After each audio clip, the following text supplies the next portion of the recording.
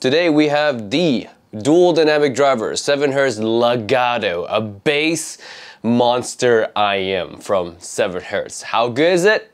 We'll find out. Hey friends, Tim here, welcome back to another video on Sick Audio. I mean, Giz Audio. Yes, my my voice is still gone.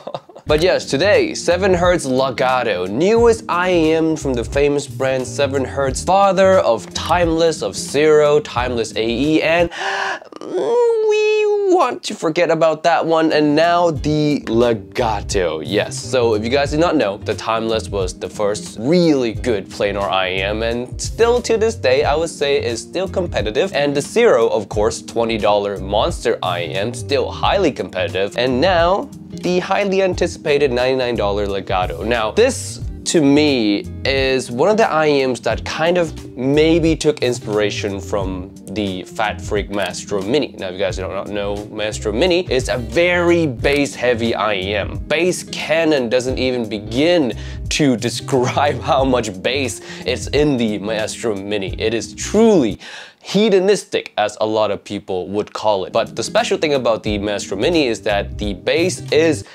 wholly clean. The lower mid-range is not affected by how much bass is in that IEM. Vocals are clean, instruments are clean, and the details are not lost in that IEM, or at least not lost as much as you would think a bass IEM would suck out the detail, right? Now, the Legato, as you can see from the graph here, kind of takes inspiration, like I said, from the Maestro Mini, but done in a way that is not as clean. The Maestro Mini has no mud, while the Legato has a pretty fair amount of mud. The bass is really high at 13 dB above 1000K and doesn't correct itself until around 500 Hz, which introduces a lot of muddiness, which hurts female vocals the most. Female vocals come across very unnatural, husky, heavy, thick, all of those words in that realm. And though it is more forgiving for male vocals, you can't avoid the fact that they still sound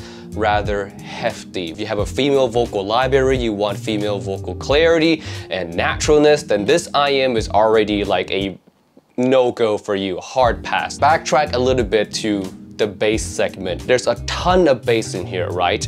How is the quality? Is it dynamic? Is it like very realistic? Does it slam your head so hard that every bass head would love this kind of signature? To that, I would say, not exactly. While the Legato definitely has the power department double checked, the dynamic or the tightness of the bass can use some work. The bass comes across, for lack of a better word, blunt, pillowy is a lot. Yes, you feel the slam, but it's not dynamic per se. It's not like BA driver type of bass where it comes across maybe a little bit dry. Legato is not dry, it just lacks definition. It just comes across blunt and pillowy, like I said. It's not tight, well-controlled, dynamic. It doesn't have that incisiveness in each bass hit, if you will. Moving on to the upper mid-range, and it's surprisingly largely correct sounding. Well,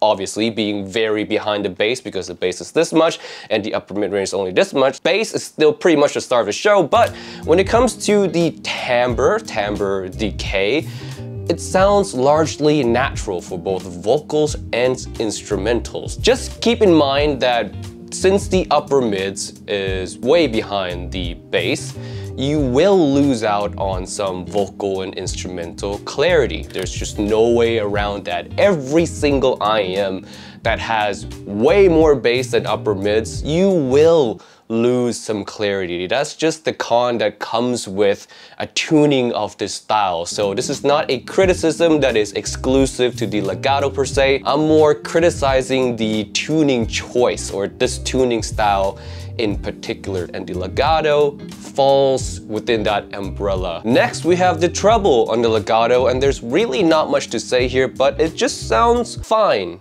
to me. The instruments that are supposed to be represented in the treble region is represented. Is it very clear, sparkly? No. Is it impressive? No. Is it bad? Not really. Again, it's just the amount of bass that you get kind of hides a lot of the micro details, or the sparkliness that allows instruments in the treble section to shine. You're just not gonna get as much details in the treble as opposed to like a neutral signature or a bright leaning signature. Speaking of details, let's talk about technical performance now. Let's bring up my scale right here, and I would say the legato lands right around the Blonde 03. Yes, the detail level on the legato is really not that apparent, and it's for several issues. Number one is, again, the con with the tuning itself. You're not gonna get a lot of micro details from this because the bass overshadows a lot of the brighter frequencies. Instruments are not gonna be as incisive sounding, and the legato kind of has this double whammy thing going on in a way where you get the con that comes with the signature itself, and you also get the muddiness as well that makes the bass frequencies also sound blunt. So there's not a lot of details or technical performance prowess to go around here for the legato. The only reason you buy a legato is, number one, you just love bass.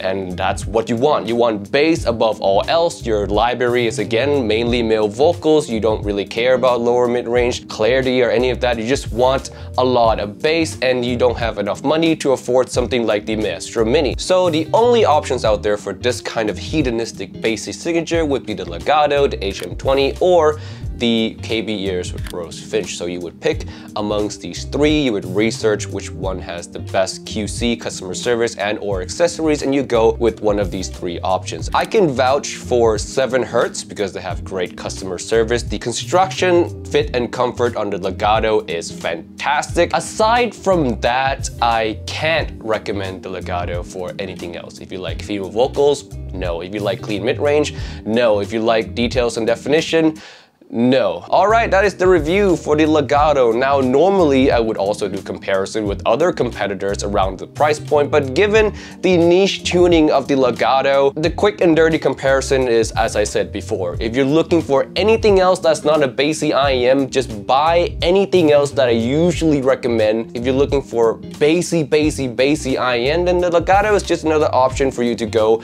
and try and demo. I don't suggest blind buying at any price range, and especially for a niche tuning like legato, try to find a demo, see if you like it first before you go into a signature like this. Aside from that, that's it for me today. Thank you so much for watching, and I'll see you guys next time. Peace out.